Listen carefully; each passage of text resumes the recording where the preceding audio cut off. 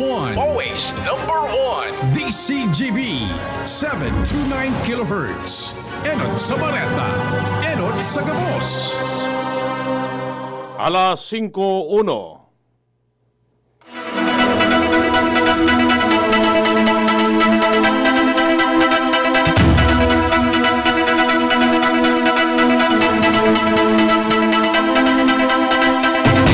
Maray na hapon mga tugong oya po ang mga barata ngunyan para sa aga digdi sa Radyo DCGB.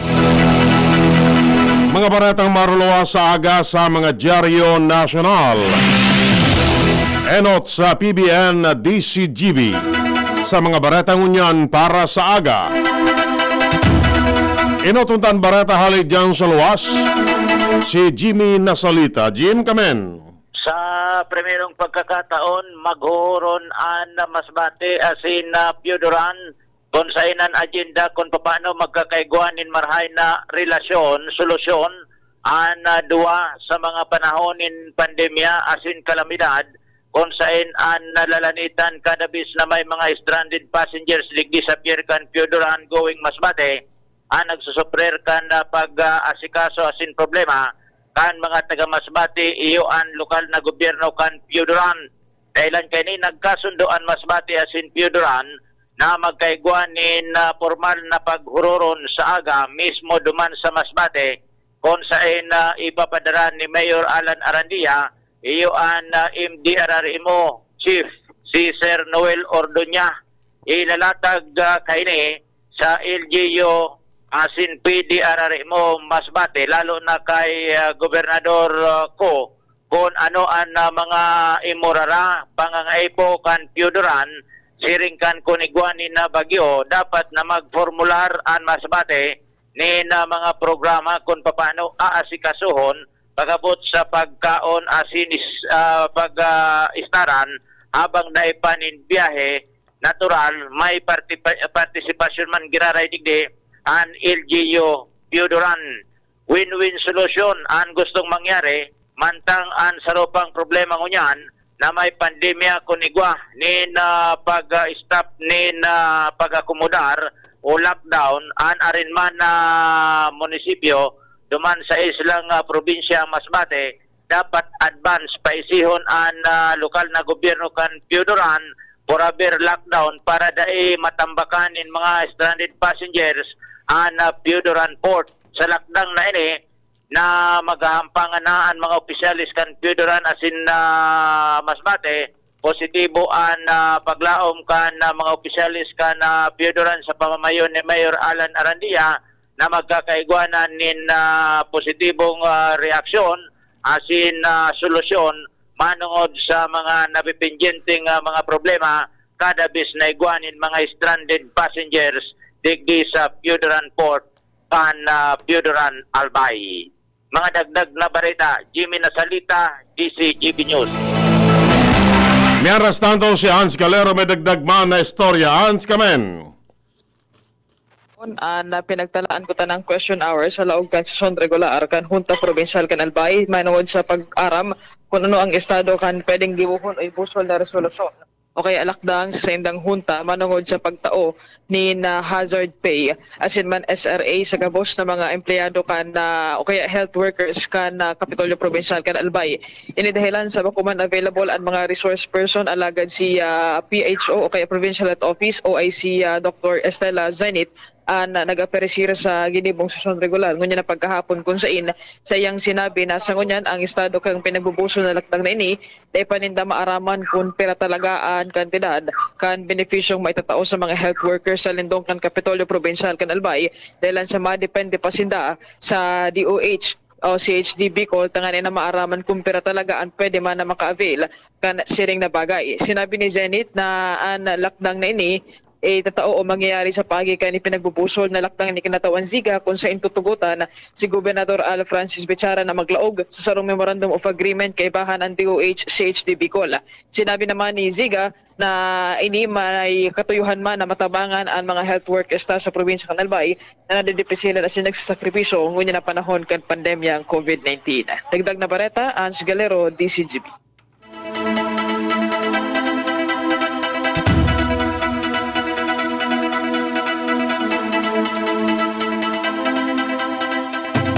Sarkastikong binanatan ni Presidente Rodrigo Duterte ang mga senador nagarong pabor sa bakunang gibo kan American pharmaceutical firm na Pfizer BioNTech. Binanggit ni Duterte ang insidente sa Norway kung saan 20 mga senior citizens ang nagkagaradaan matapos matudukan ni Pfizer vaccine. Nabanggit man kan Presidente si Senador Risa Ontiveros na pigpapalo up sa gobyerno ang emergency use approval kan Pfizer. Sinabi kang Presidente na pwedeng mag-orden ang gobyerno ng Pfizer vaccine para sa mga senador. Magigarumduman na pagkokontestar ka nagkaparang kongresista ang pagbakal kan gobyerno ng Chinese vaccine na sobrang mahal pero hababa ang efficacy rate. May arrestanto si Luis Barcero, may dagdag man na istorya. Luis, kamen. Dahil magiging prioridad na pinakang inot ana media may kinaaraman sa paglalaag nin bakuna kontra COVID-19. Ini ana ipinagunampitan sa press conference ngunya na pagkahapon ni Dr. Rita Angbon, ang tagapagtaramkan COVID-19 update sa Bicol, may kinaaraman sa siring na bagay. Pero susog kaya Dr. Bon, ana siring na bagay pwede man mangyari sa sarong media kung inisaro ng senior citizen o kwalipikado sa mga iba pang mga pinagpaprioridad, arog kan pagiging frontliner, pagiging uniform personnel o maging senior citizen o kaya pinakang POs na tawo. Alagad may kinaraman sa siring na bagay, gabus man magiging matatawan man in bakuna, alagad ang pinagtatawan doon ni Bon, iyo an prioritization, may kinaraman sa siring na bagay, kailantaan mga nakaprioridad, arog ka mga medical frontliners, iyo ang kinakaipuan ngunyan in bakuna dahil lanta iyo ang nakabala para labanan ang COVID-19. Kaya siguro sa mga oras na ini, may 2 pang taon ang nakatukaw sa angkor na pwedeng maging libre sa bakuna. Pangyari sa imo. Yan. Ngunyan na taon, baka lamang mawara na yan. Para lamang. Nga ni Deka Kotirit. Pangyari ta. Sige. Roger, so yan naman kadagdag na istorya. Alis sa Department of Health. Ako po, si Luis Bursi Barcena.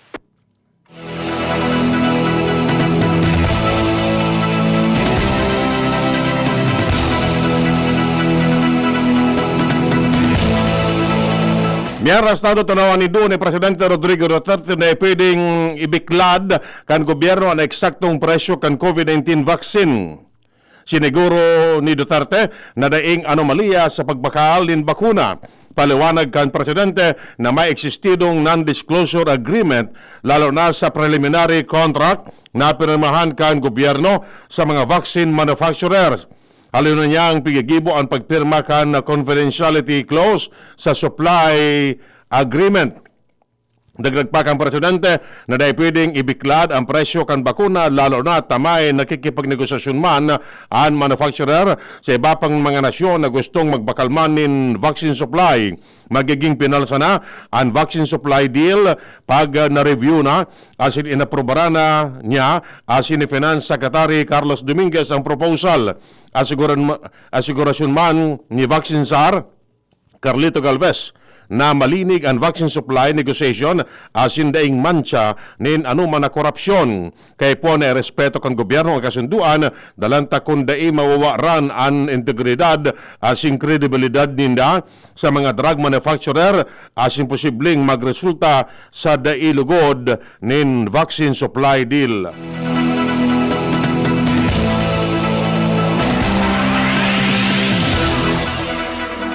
Nangapudan ang Department of Health sa publiko na pagkatiwalaan ang mga government officials sa ampangkan mga kontrobersyang nakapatos sa pagbakalin bakuna kontra sa COVID-19. Sigun kay Health Secretary Francisco Duque, dahil talaga sinda pwedeng magtaram kung gurano ang presyo kan bakuna kan Sinovac Biotech kan China dahil sa non-disclosure agreement. Bigibo man kan mga taong gobyerno na magbakal nin COVID-19 vaccine para sa interes kan lambang Pilipino. Magigarumduman na nangapudan ang mga kongresista asin ang publiko nin transparency may kinaraman sa pagpili kan gobyerno sa Sinovac vaccine.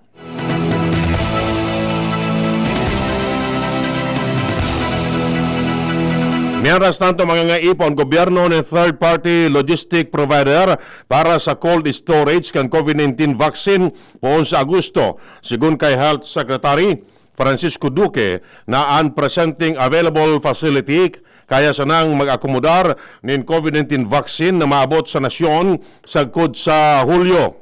Nakikipag-urong pamanggirari ang DOH sa third-party storage facility na may temperaturang 2 hasta 8 degrees Celsius, negative 16 sagkod negative 20 Celsius, as in negative 70 sagkod negative 80 degrees Celsius. Target kan gobyerno na magkakuha ng 148 milyones doses ng COVID-19 vaccine para sa 50 sagkod 70 milyones na Pilipino ngunya na taon.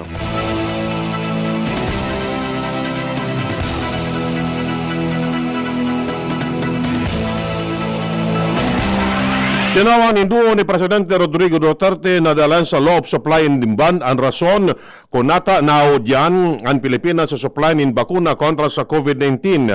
Itinaong halimbawa kan Presidente ang supply kan sira sa merkado, ang bakuna na pigsabing di iton ang supply pero dakula ang pagangaipo.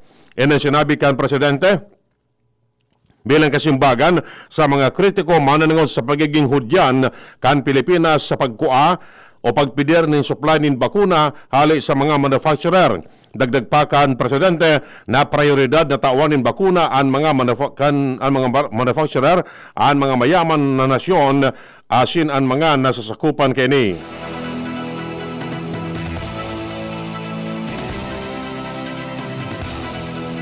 Ipinahayag ni Presidente Rodrigo Duterte na pigdalauman na magkakaigwan ng supply ng bakuna sa nasyon sa masunod na 2 bulan. Sigun man kay Health Secretary Francisco Duque, target kan gobyerno na mabakunahan ang 60 milyones na Pilipino para magkaigwanin herd immunity oras na magkaigwanan ng bakuna sa nasyon. Dagdag pa kang Presidente na dapat ipaghadit ang publiko dalanta para sa mga tios ang gobyerno asin prioridad na mabakunahan ang mga nagtitios. Magigarumduman na nagpuo ng magbakuna kontra COVID-19 ang mga nasyon araw kan Singapore, Indonesia, United Kingdom, United States of America, Germany, asin iba pa.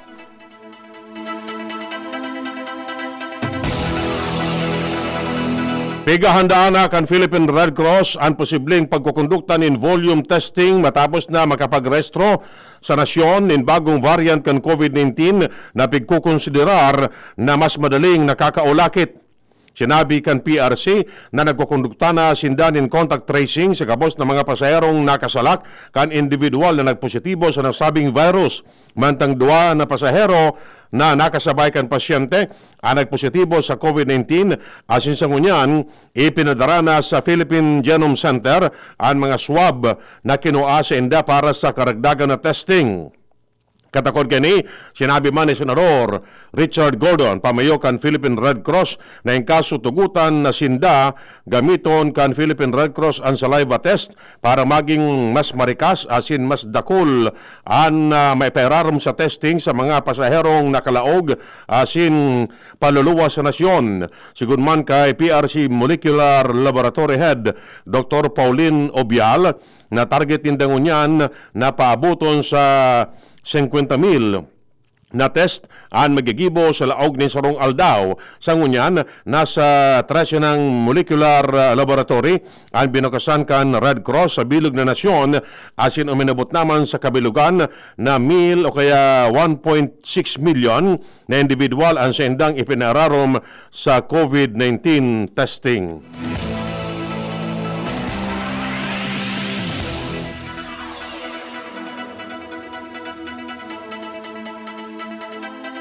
Pigalat kan Department of Health ang report kan Philippine Red Cross may kinaraman sa paggamit kan saliva sample para sa COVID-19 testing para maaraman kung pwede na ining magamit sa nasyon.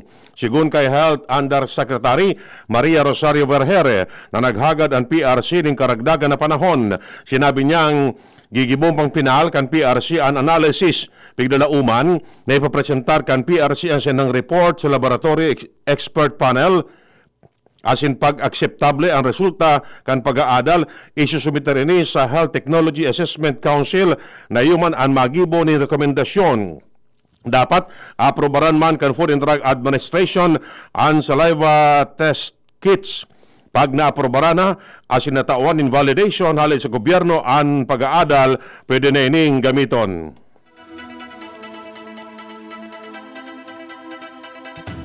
Dahil pang plano ang Department of Agriculture na i-regulate ang pagpapabakal ng mga ornamental plants sa tahaw kan COVID-19 pandemic. Sigun kay DAR o kaya Agriculture Secretary William Dar, gusto kan mga Pilipino na may tinanom sa sendang harong. Pero nag-apelar si Dar sa mga nagtetenda na i-mantinir na abot kaya ang presyo kan mga masitas. Ang Bureau of Plant Industry at Touch Agency kan DA, iyoan ipinagproponir na magkaigwanin guidelines para i-regulate ang ornamental plant industry para matabangan ang mga saradit na negosyante asin masiguro ang kalidad sa mga consumer. Nangako si Presidente Rodrigo Duterte na dai niya tutugutan ang franchise operation kan mga kompanya pag dai sinda nagbabayad din tamang buwis sa gobyerno. Sinabi ni Duterte na may nagkaparang kompanya ang nagdudulag sa obligasyon kay ning magbayad din buwis pero nagahaga din proteksyon sa gobyerno para sa sendang negosyo. Paglilinaw kan Presidente dahil siyang personal na dagit sa arinman na kompanya asin gusto na sa nanyang magbayad ang mga inin tama. Tinawan ni doon kan Presidente na daing ipapautob na frangkisa pagbako tol-tol ang pagbayad ng buwis. Kinuntistar kan Presidente ang real estate taxes na pigbabayadan kan mga kompanya. Bago makabalik sa operasyon, gusto man ni Duterte na magkaigwanin halipot pero seryosong urulay sa mga tagsadiri ng kompanya. Ang pahayag ni Duterte kasunod man kan pagsumitir kan nagkaparang kongresista kan propestong lakdang na may kamawotan na tawan nin 25 taon na frangkisa ang ABS-CBN. Ang version kini sa Senado isinumitir ni Senate President Tito Soto. May oras natin ipapang detalles kan nabareta saro-sarong pinangaranan ni Presidente Rodrigo Duterte ang 89 mga barangay chairperson na pinatawa ng preventive suspension kan Office of the Ombudsman. Ini may kinaraman sa questionable distribution asin pagpapautob ng Social Amelioration Program.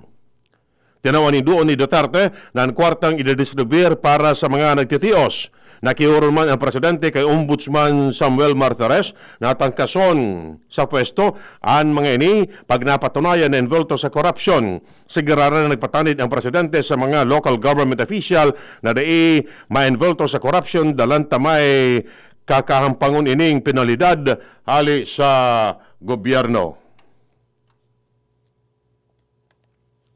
May aras taon di iba detalles kan Bareta. Nagpaabot ng pakikidumamay si Presidente Rodrigo Duterte sa nabayan na pamilya kan 7 soldados asin kafgo na nagadaan matapos buminagsak ang piglunada na helicopter kan Philippine Air Force kan nakaaging Aldao sa Bukidnon. Sinabi kan Presidente na sa iyang ikinakamundo ang nangyari lalo na sa nagsiserbi sa nasyon ang mga soldados. Inansayang rason para tawanin honra ang mga inin in order of Lapu-Lapu. Nagagat pa nin sa rong minutong katrangkiluan ang Presidente para mag-alay ni halipot na pangadji sa 7 nagkagaradan na mga soldados kan gobyerno. Iba pang detalles kan Bareta sa lado nasyonal. Nagiro na ang Metropolitan Manila Development Authority o MMDA para masolusyonan ang magabat na bulos kan trafiko sa nasyon. Ini ang siniguro ni MMDA Chair Benhur Abalos matapos na magluwas sa sarong pag-aadal na nasa ikaduwa ang Pilipinas sa may pinakamalala na problema sa trafiko sa bilog na Kinaban. Sinabi ni Abalos na pigisilip na nindangunyan ang mga proyektong pang-infrastruktura asin mga deployment in traffic enforcer tanganing mapakaray ang nabulos ka na trafiko sa Metro Manila. Dagdag pa man ni Abalos na pipaadalan man niya ang mga lugar na nagdadala ng problema sa trafiko araw kan mga U-turn slots.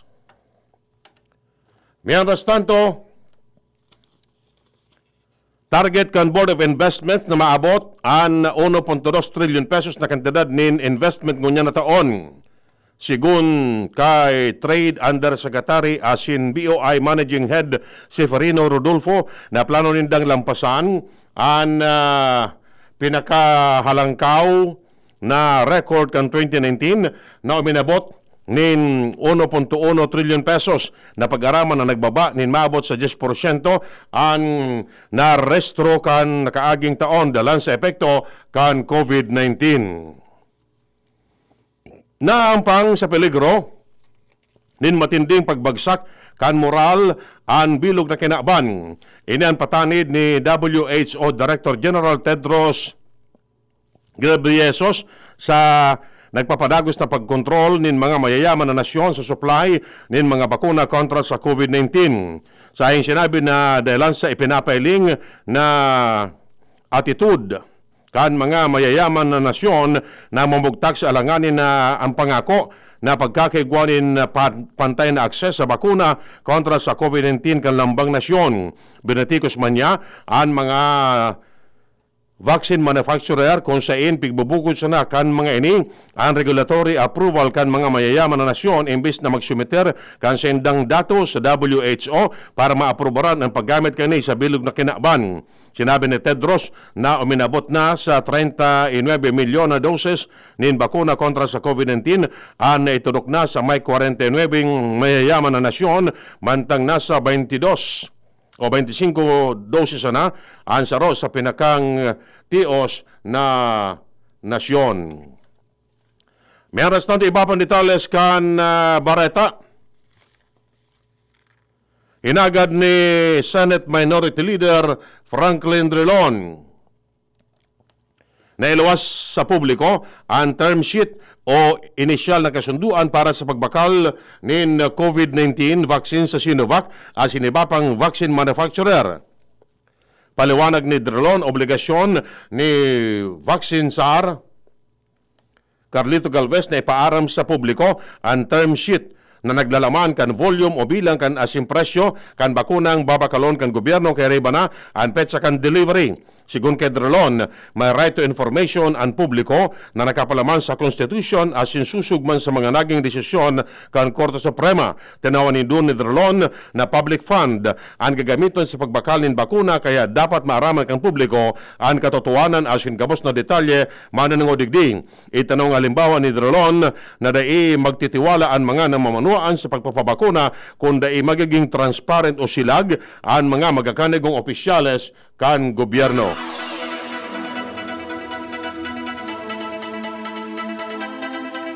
Fair and square, ini ang siniguro ni Vaccine SAR Carlito Galvez sa tahaw kan mga kontrobersya sa pagbabakal nin bakuna kontra sa COVID-19 kan gobyerno. Sigun sa iya, makulog sa buot niya na pigararabos ang mga opisyales o empleyado kan gobyerno bilang mga balasubas. Tinawan ni Dune Galvez na igwaman talaganin mga onestong empleyado ang gobyerno. Inaga ni Galvez sa publiko na pagkatiwalaan sinda dahil akol pa manggararay ng mga empleyado ang onesto na nagatod nin maray na serbisyo publiko.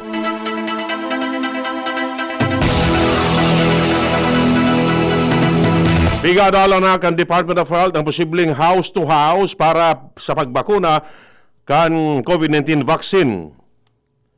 Sinabi ni Health Secretary Francisco Duque na exception sa naini sa mga rules dahil kay puan na sunodon manggararay ang COVID-19 nationwide implementation surveillance as in monitoring kan adverse effect kan bakuna. Seriman, sinabi ni Duque na saroan house-to-house inoculation sa pagkukonsiderar kan ahensya para man sa kaligtasan kan mga vulnerable as in high-risk senior citizens. Plano man kan mga ahensya na magkapagtabangan sa Department of Education para man sa pagbugtak ng vaccination site sa mga eskwelahan. Tanganing dakol na vaccination site as in mas madaling dumanan kan tawo. Target kan mga ibabugtak na vaccination site na OTIM na mabakunaan ang sangkatos na pasyente sa sarong aldaw. Nag-coordinate naman ang DOH sa Department of Information and Communication Technology para sa digitalization kan sistema poon sa master listing, pre-registration, as in reporting kan mga adverse effect. Yan mga tugang ang detalles kay mga baretang unyan para sa agadigdi sa Radio DCGB. Sa pag-aaral kan mga pag-iriba, Marchan Madrid asin Ronald Baldo Salado Technical. Ako po si Edwin Peralta nagsasabing mabalos kan siya nung pag-antabay. Mga mami, Julian Santos po. Tulad nyo, dumidiskarte din ako sa luto ko para sa mga anak ko. Buti na lang nasa kamay natin ang Maggi Magic Sarap. Ano mang pinagdaraanan, nasa kamay mo ang diskarten paraan. Nasa kamay mo ang sarap ng buhay. Nasa kamay mo ang magic. May sarap at aroma ng dagdag onion, garlic, real meat at spices. All in wonderful Maggi Magic Sarap. Nasa kamay mo ang sarap ng buhay. Ang dagdag onion at garlic ay versus previous formulation. Nasa kamay mo ang sarap ng buhay with Maggi Magic Sarap. Wow! May bago na sa Nido Junior para sa 1 to 3 years old. Igwang bagong hitsura, bagong formula. Puan 97 pesos lang. Suggested retail price. Nido Junior. The use of milk supplements must only be upon the advice of a health professional. The unnecessary and improper use of this product may be dangerous to your child's health. Per EO 51CA number 172 series of 2019. Maski sa iba ka magpuon, sa Red Horse man sana ikaw matapos! Red Horse Beer, kusog kanta maperma kung wasak. Diktiman sana ang pulik mo, diktiman sana ang pulik mo. Red Horse Beer, kusog kanta maperma kung wasak. Sa Red Horse Beer man sana ang puli mo! Red Horse, extra strong. The #1 beer, hindi lang tama.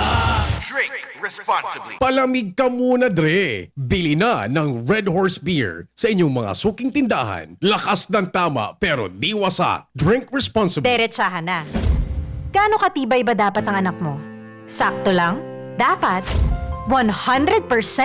Kaya naman sa gatas, dun na ako sa 100% ang tibay. Mag-Bear Brand. Ang nutrients, di basta-basta. Tibay Resistensya Nutrients. Ito lang ang may 100% vitamin C, tulong para sa matibay na immunity. High in zinc at iron, na pinag-aralan at napatunayan. Patibayin ang resistensya. Mag-Bear Brand fortified powdered milk drink with 3 balanced meals. Sure ka rito, 100%.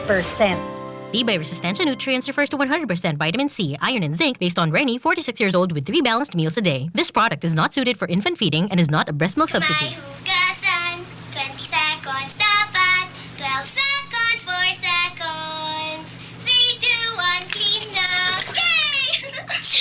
Mako, nasa doorknob mo, makukuha mo ulit. 3, 2, 1, eto na!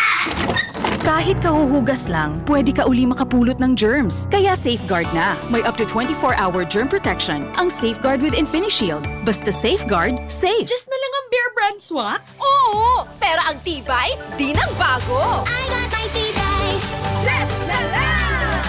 Just na lang ngayon ang Bear Brand swak. Araw-araw na ang tibay mo.